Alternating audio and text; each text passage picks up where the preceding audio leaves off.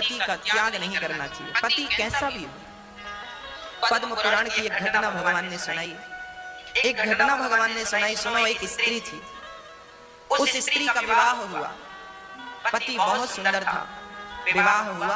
अभी वो हफ्ते भर अपने पति के संग रही कि पता लगा कि उसके पति को कोढ़ की बीमारी हो गई। कोढ़ जानते हैं, पूरा शरीर सफेद पड़ जाता है।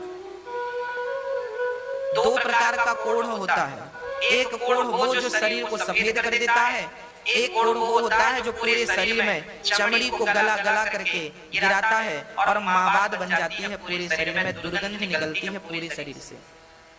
एक पत्नी थी, शादी के अभी केवल 1 सप्ताह हुए थे, खबर लगी कि पति को कोढ़ की बीमारी है, पूरा शरीर अब कोढ़ की गिरफ्त में आने लगा है, पूरे शरीर से दुर्गंध निकलती है, मावाद बहने लगी, कोई देखे तो उसे घिन आती है। ऐसा शरीर उसके पति का हो गया।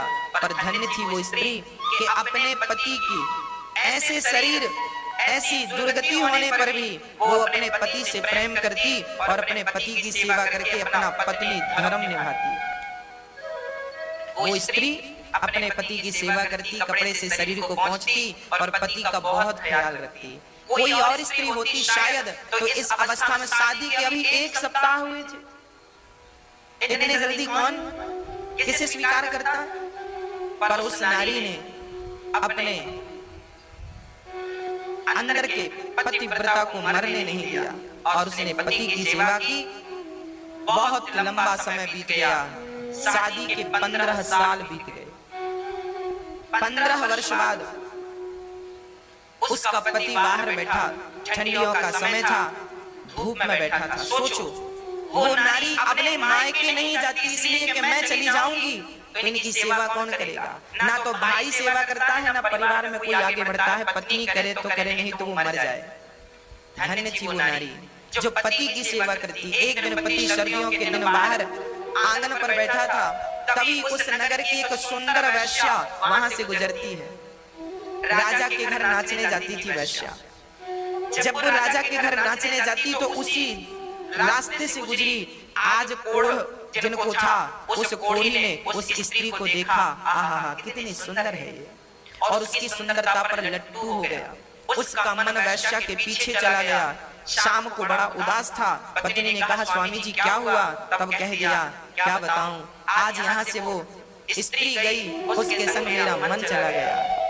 तुम बहुत बड़ी, देखो एक पति अपनी पत्नी से कह रहा, सुनना जरा, ये पद्म पुराण में लिखी घटना है, सच घटना है, कोई मुंह जमाने की नहीं।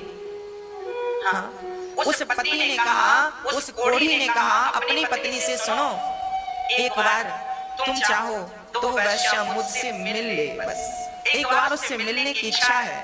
वो वैश्या है ना, वो मुझसे मिल सकती है, उसे हम जितना पैसे चाहिए पैसे दे देंगे।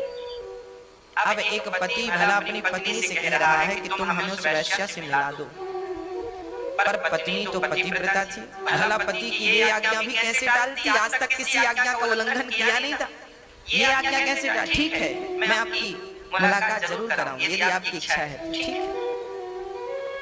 वो पत्नी उस वैश्या के घर जाने लग गई। सवेरे 4 बजे जाती, उसके घर का झाड़ू करती, बर्तन करती, चौका करती, चली जाती। वैश्या ने देखा कि मेरे घर झाड़ू पोंछा कौन करता है। एक दिन उस वैश्या ने ताड़ लिया अर्थात देख लिया, छिप करके देखा कौन आता है मेरे घर काम करने। देखा तो ये पतिव्रता, अच्छा ये इतनी बड़ी पतिव्रता है, इसके चर्चे चारों तरफ फैले थे। लोग जानते थे कि फलाने की पत्नी बड़ी पतिव्रता है, पति को कोढ़ है, फिर भी वो सेवा करती है, घृणा नहीं करती, नफरत नहीं करती, उसे घिन नहीं आती।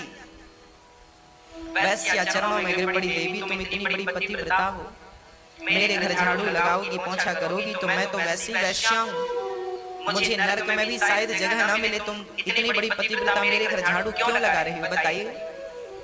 तब वैश्या से कहा पतिव्रता स्त्री ने, देखो देवी, मेरे पति का मन तुम पे आ गया है, तुम मेरे पति को एक बार मिल लो और उनकी इच्छाओं को पूरा कर दो। जब इस प्रकार का निवेदन एक पतिव्रता नारी ने उस वैश्या से किया, वैश्या को पता था कि इसके पति को कोढ़ का रोग है, शरीर से दुर्गंध निकलती है, परंतु आप कह रही हो तो ठीक है, कल शाम के समय कल रात्रि के समय आप अपने पति को मेरे घर ले आना, मैं उनसे जरूर मिलूंगी, भेंट करूंगी। ठीक है। अब ये पतिव्रता नारी अपने पति को ये समाचार सुनाती है कि वो आपको कल मिलेंगी। अब तो ये पति बड़ा प्रसन्न हो गया। दूसरा दिन हुआ, शाम हुई, चलने का इंतजार। अच्छा, ये कोढ़ी था, ज्यादा दूर चल नहीं सकता था, शरीर जर्जर था। हाँ, शरीर बीमार था ना, शरीर जर्जर था, शरीर तो जर्जर था पर मन चंगा था। कुछ दूर चला, पत्नी ने हाथ पकड़ करके अपने पति को चलाया। इसके बाद थक गया, कहने लगा मैं चल नहीं सकता पर मेरी इच्छा है उससे मिलने की। बैठ गया, रोने लगा। पत्नी ने कहा स्वामी जी रोइए मत, आप मेरे कंधे पर बैठकर चलिए। तब पत्नी ने अपने पति को अपने कंधे पर बिठाया। जरा दृश्य देखिएगा, ऐसा भारत और ऐसी पतिव्रताएं आगे मैं स्पष्टीकरण करूंगा। इस नारी ने अपने पति को कंधे पर बिठाया और वैश्या के घर जंगल के मार्ग से चली, गांव के भीतर से जाएगी। लोग क्या कहेंगे, पति को कंधे पर बिठाकर कहां जा रही हो, लोग हजार सवाल करेंगे। जंगल के मार्ग से जा रही है, कोई देख ना सके। पर उस जंगल में एक घटना और घटने वाली थी। क्या घटना थी? वहां पर एक संत बैठे थे। हाँ, वो संत एक वहां का जो राजा था, उस राजा के घर में कुछ चोरों ने चोरी करी। चोरी करके धन संत की कुटिया पे छिपा दिया। राजा के सिपाहियों ने संत की कुटिया से धन को बरामद किया तो उन्हें लगा चोर ये बाबा ही है। तो उस संत को चोर समझकर राजा के सिपाहियों ने उसे सूल पर टांग दिया। सूल, पैना सा सूली अलग है, सूली मतलब फांसी। सूली अलग होती है, सूल अलग होता है। सूली, सूल पर एक पैना सा सूल कांटे की तरह जमीन पर गाड़ा और उसे उस सूल पर बिठा दिया। वो बाबा जी के शरीर में सूल चुभता हुआ नीचे से लेकर ऊपर सिर पे निकल गया। पर संत असली थे, समाधि असली थी, सूल उनका कुछ बिगाड़ ना सका। सिपाही राजा के वहां से भागे। बाबा जी रात्रि हो गई, सूल पर लटके रहे। अब ये पतिव्रता नारी अपने पति को कंधे पर बिठाकर जब ले गई तो इसे रास्ते में दिखाई ना पड़ा, अंधेरी रात थी। तो इस नारी के कंधे पर जो पति बैठे थे, पति का सिर बाबा जी के पांव से टकरा गया, क्योंकि बाबा जी सूल पर लटके थे, ऊपर थे और इसका पति भी कंधे पर था। तो इनका सिर बाबा का पांव यूं टकरा गया और जैसे ही टकराया बाबा की समाधि खुल गई। बाबा ने श्राप दे दिया, जिसने मेरी समाधि भंग की वो सूर्य उदय होते ही मर जाएगा। अब जैसे ये श्राप लगा तो कोढ़ी राम तो लगे रोने, मैं तो गया काम से। वो तो लगा रोने, वैश्या को भूला, सब कुछ भूला, लगा रोने, मैं तो गया काम से, मैं तो मर गया। पर वो पतिव्रता नारी, उसने कहा हे सूर्य भगवान, यदि मैं सच्ची पतिव्रता हूँ और अपने पति के अतिरिक्त मैंने कभी किसी पराये पुरुष का स्वप्न में भी चिंतन ना किया हो, तो सूर्य भगवान जब तक मैं ना कहूँ आप प्रकट ना होना, क्योंकि आप प्रकट होंगे तो मेरे पति मर जाएंगे। ये संत का श्राप है। तो सूर्य उदय ही नहीं होगा, कहानी खत्म। अब को 24 घंटे बीत गए, 48 घंटे बीत गए, हाहाकार मच गया, सूर्य का आता पता नहीं। हाहाकार ब्रह्मलोक में मच गया, सूर्य क्यों नहीं निकल रहे हैं? सूर्य बोले मैं नहीं जाऊंगा, नहीं भस्म हो जाऊंगा उस नारी के कारण। वो इतनी बड़ी पतिव्रता है कि सूर्य की गति को रोक दिया उन्होंने।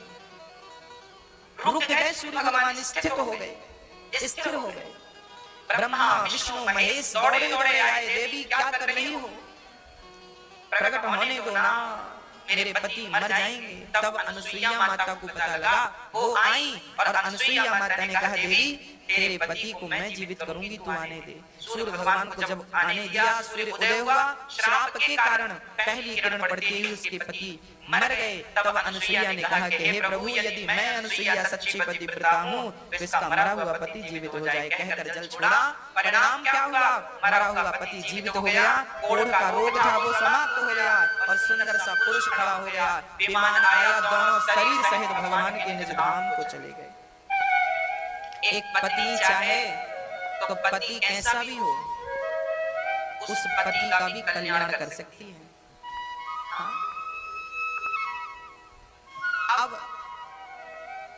यहाँ कई बार ये प्रश्न लोग करते हैं कि गुरुजी, खासकर हमारी माताएं ये प्रश्न करती हैं कि गुरुजी, हम तो बहुत अच्छी हैं, हम तो पति को भगवान मानती भी हैं और वास्तविक में स्त्रियां मानती भी हैं बहुत सारी, पर हमारा पति ही अच्छा नहीं है तो क्या करें। मैंने ये कथा आपको इसलिए ही तो सुनाई कि आवश्यक नहीं है कि आपका पति अच्छा हो। ये इसका पति कौन सा अच्छा था? ये वैश्या की डिमांड कर रहा है, ये अच्छा है? आपका तो शायद इतना गंदा भी नहीं होगा कि आप इसे कहे कि मुझे वैसे कर छोड़ दो। तो ऐसे घटिया पति थे इनके, पर ये पतिव्रता थी। देखो मेरी माँ, आप अच्छी हो, आप सही मार्ग पर हो, जमाना गलत है तो रहने दीजिए, आप सही मार्ग पर रहिए, आप सही हैं तो ठीक है। जमाना गलत है तो क्या हम भी गलत हो जाएं उनके साथ ना? यदि बिच्छू अपना डंक मारने का धर्म नहीं छोड़ती, यदि वो अपना धर्म नहीं छोड़ती, तो हम इंसानों को अपना धर्म नहीं छोड़ना चाहिए। स्त्री का धर्म है पति की सेवा करना और पुरुष का धर्म है कि नारी का सम्मान करे। ये पुरुषों का धर्म बोल रहा हूँ। यत्र नार्यस्तु पूज्यन्ते रमन्ते तत्र देवता तत्रैतास्तु न पूज्यन्ते सर्वास्तत्र फलाक्रिया। जिस घर में नारी का सम्मान आदर होता है, उस घर में देवी देवताओं का, लक्ष्मी का वास होता है। जिस घर में नारी का सम्मान नहीं होता, उस घर में बहुत ज्यादा बाधाएं होती हैं, उत्पन्न होती हैं, समस्याएं होती हैं, अशांति बनी रहती है।